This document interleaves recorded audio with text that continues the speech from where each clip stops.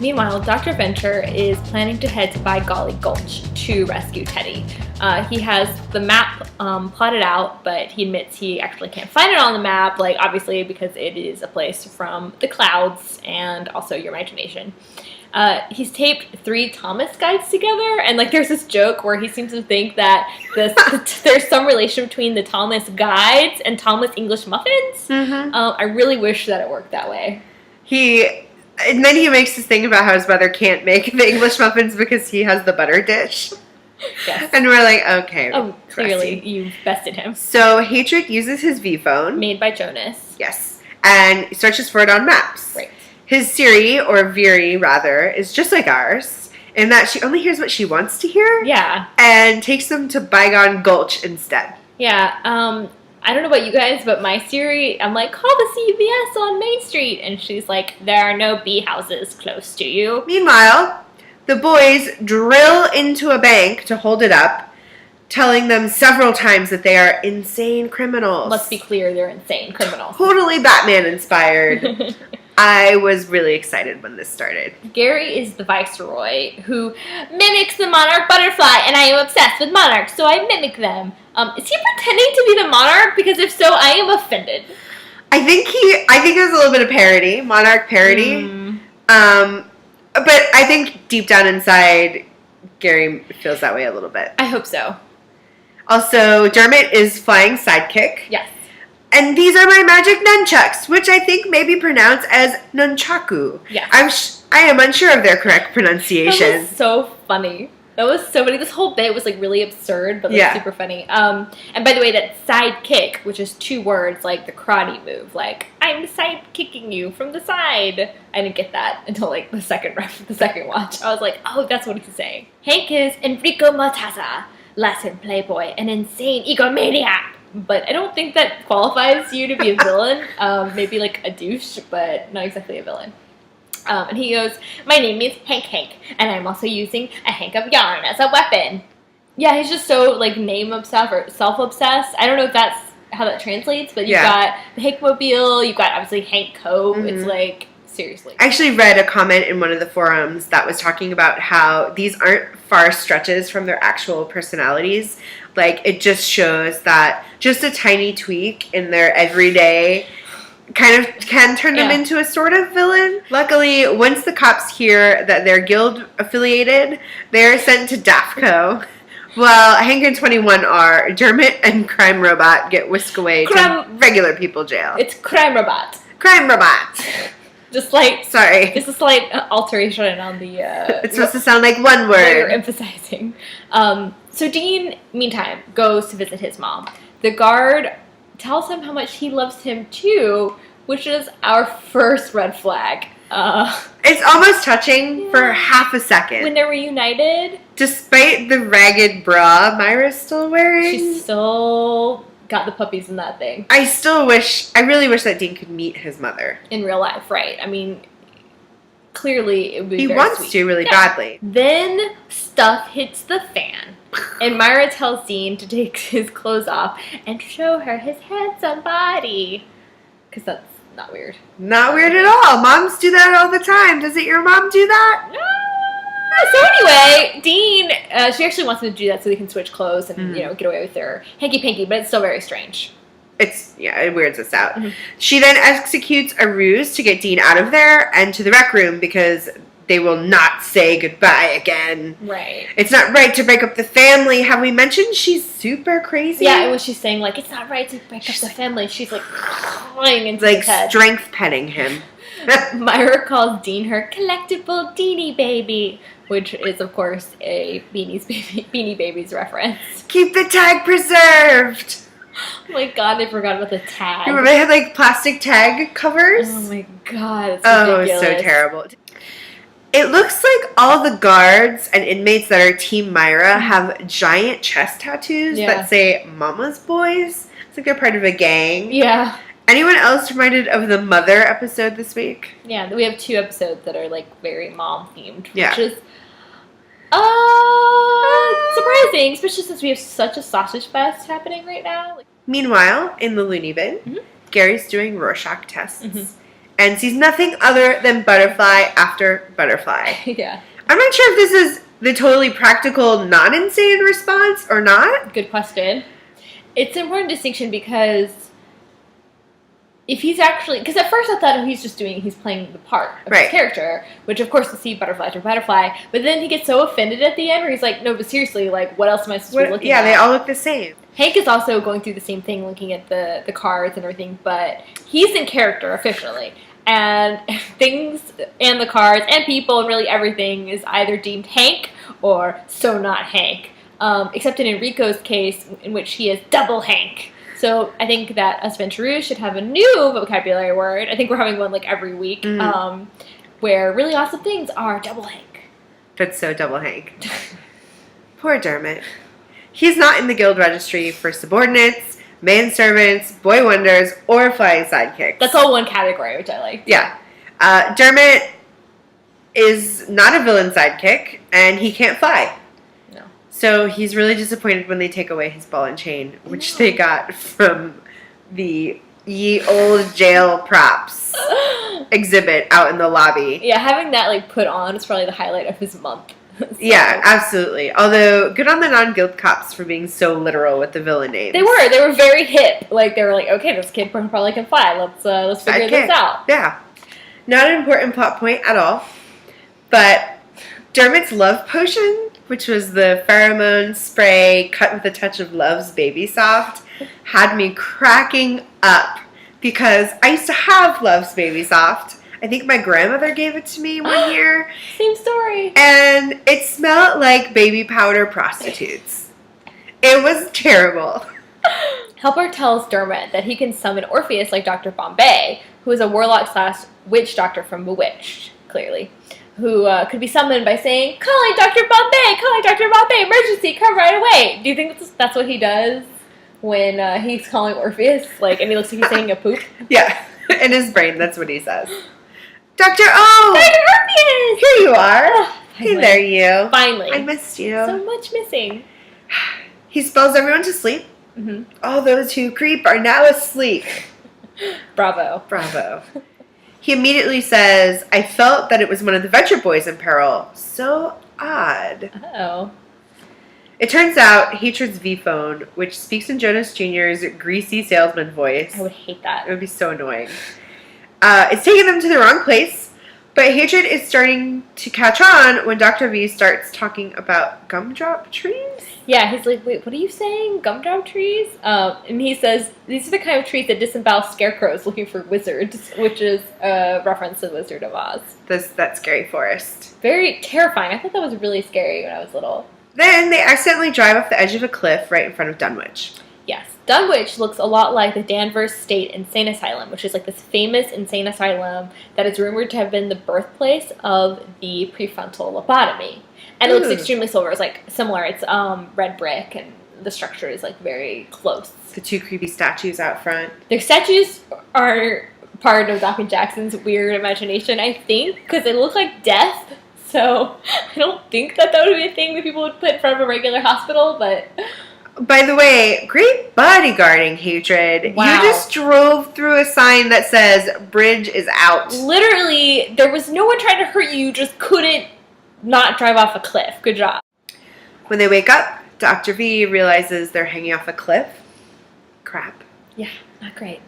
Dr. Venture tries his risk communicator, which only calls Hatred. Just so funny. He's so sarcastic about it, too. So funny. Yeah, he goes, hey, Doc, I'm here with you. We're gonna die together. Hank and Gary are being forced to do crafts. Yes. Gary says that the last thing that he crafted was his Zoid Liger model. Zoid, which I'm sure many people are aware, was a Japanese multimedia model kit company. They also did like anime that like, it's like pre-Pokemon, I guess. I hope that's not offensive to say. That had its heydays in the 80s. And the Liger was like this mecha lion fighting robot Gundam thing with laser fangs. It's really like all I have to say. And like as far as I could keep reading. Two-Face is crafting hearts for Mother's Day, which means that Dean is visiting his mom on Mother's Day. Yes. Which is also scheduled to be her Independence Day. Yes, I mean, this is when things are going to go down which is, interesting. He's called radical left here, but we all know who he is. He's Two-Face. Yeah. Well, I think it's because he's supposed to be, radically left-wing? Yeah. Okay, so. It's a play on Two-Face. Yeah. Also, there's Teddy Talk to Me. Yeah, he's sitting with them at the table. He has a Bible in his pocket. Just fun fact. And he's really not keen on being recognized, or he doesn't really remember who he is. It's hard to tell. They all seem a little brainwashed, so. But at 5 o'clock, the crazies start going, well, crazy. Very crazy. And the cuckoo guy, did you notice that when he punches people, he screams clock? I guess when he clocks people? Yeah. Oh, that's fun. I like how that is, punchline villains, I guess is the best way to describe it. Yeah. Meanwhile, the crazy house just gets crazier. Yeah. They bring Myra in on this platform altar thing and some sort of Madonna. And Dean's wrapped up like a mummy squirming in front of her. It just gets really weird. She announces her plan to be transported back with help from Brick Time to when Dean was born to be put back inside of her. With the help from Maybe Man, who's voiced by John Hodgman, and his whole thing is that when she asks him questions, he says, maybe? So she wants to birth Dean herself. Because it turns out she's not their mom. What? Mostly by the law of verbal traps. Right. There wasn't a whole lot of evidence that she's not until at the end when, his Dr. Venture confirms it, but, Thank goodness. Yeah. What? She's nuts. She's crazy. I'm really glad that she wasn't. But we didn't really think she was, did we? Yeah. Well, and Hank figures it out. He turns everyone against her, starts a riot, convincing them all that she's not their mother. Yeah. So they all start escaping instead. Yeah, it's he breaks the spell. And they're all wait, you're not my mother. You're right. Yeah, and they all start screaming who they actually are. And in the middle of this, Gary, strangely, screams, I'm the Viceroy! I want to be the monarch! Butterfly, I mean. Thoughts? Well, we know that he likes the accessories that come with the monarch. He does. Does this mean, what does this mean? Is he going back to the monarch? I don't know, but he was definitely wearing his 2-ton-21 outfit. Most of it. Right. Does he want to usurp him? So a Native American gentleman appears out of nowhere. Yeah. He's not in any of the backgrounds. And rips the water fountain off of the wall and throws it through a window, which is an homage to One Flew Over the Cuckoo's Nest. Just to be part of the chaos, Hank flips a table. I love that. Now that you mentioned that, it's just him going. It's really funny. Doc and Hatred, meanwhile, are sharing their death confessions, and Dr. Venture tells Hatred that he let Myra believe she was the boy's mother, and Hatred is like, okay, that's pretty messed up, but that's not bad enough. It's not a death confession. Yeah. Then he goes on to talk about the weird thing he does with his breasts. And Dr. Venture admits that Dermot is his illegitimate son. Okay, well, let's hold him to that. Yeah, and Hatred is actually kind of surprised by that. Yeah. But I think this is the writer's way of kind of checking everyone off the list. Everyone is going to know at the end of this episode. Orpheus knows. Now Hatred knows. Dermot's going to know. All the kids are going to know. I mean, there's they want everyone. They're okay, this is a thing now. We're tired of it being a secret. Yeah, we're fessing up. Yeah. Then Teddy saves Doc and Hatred from the car. But he repeats a bunch of stuff from the tape. Yes. He huggles Dr. V. I just thought it was funny because it was his chance to give new dialogue, and instead he's just repeating just things. what he said. I love you. Well, I think the joke is that that's all he says anyways. Yeah. They were just true to life recording him for the bear. And he frolics off to give Lady Bugbear a slap on the fanny. For Dr. Venture's request. Yes. So Dean is walking out of the asylum, and him and Hank have a little moment, and he talks about how he's, sad that Myra isn't actually their mom because that would be a good thing, and I don't get good things. So angsty. So angsty. It's just ugh, I hate that age. I get his complaint, though. I mean, it's deep. He has no idea who his real mom is, and he wants to have, a supportive family member in his life. Totally. Yeah. But Hank puts it way into perspective and says, she's crazy. You didn't want her to be your mom. That's not what good things look like. Yeah. And Dean, they have a cute moment where Dean's like, Hank, you often have good points. And it's true. I mean, Hank has really been on a roll this season. Yeah, he really has. The guild wasps arrive to take care of the craziness. So organized. Extremely organized. It was only like 5 minutes or so. And they're already there, taking care of stuff. It's weird to see people in this world on their game. During like the same time, Orpheus and Dermot are in the car together, and he kind of basically confirms that Dermot isn't. That Dermot is a Venture kid, and Dermot seems pretty okay with it at this point, which I think shows growth, because at first he just was completely unable to even consider that was an option. Like, he was so full of himself and full of it that he was like, it's either Brock or nobody. Right. So the fact that he was actually like, oh, okay, I got it, cool. Yeah. Then he asked for Triana's number. Nope! Not gonna happen! Nope. Not gonna happen.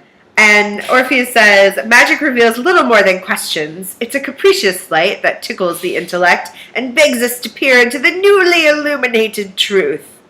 Oh, is that what the master's doing every time he sasses you? Apparently. Okay. I also just really wanted to, like, write that down. After the credits scene, in a cute moment of sharing around the kitchen table. I know, like, they're having cereal and be like, what did you do? As a family. Yeah. Dr. Venture starts explaining why he said that Myra was their mom. Yes. It's the super, super good reason of mostly free daycare. And Dermot calls Dr. Venture dad, which brings everything to a screeching halt inside the Venture kitchen. It's such a good moment. The three of them turn around and are like... Yeah. Dean is just like... He looked the most pissed off also. Yeah, he looks great. Now everyone knows. If the cat's out of the bag. Out. During the credits, there's a new Shiloh Gravy song, if you heard. It's not like the normal Venture music.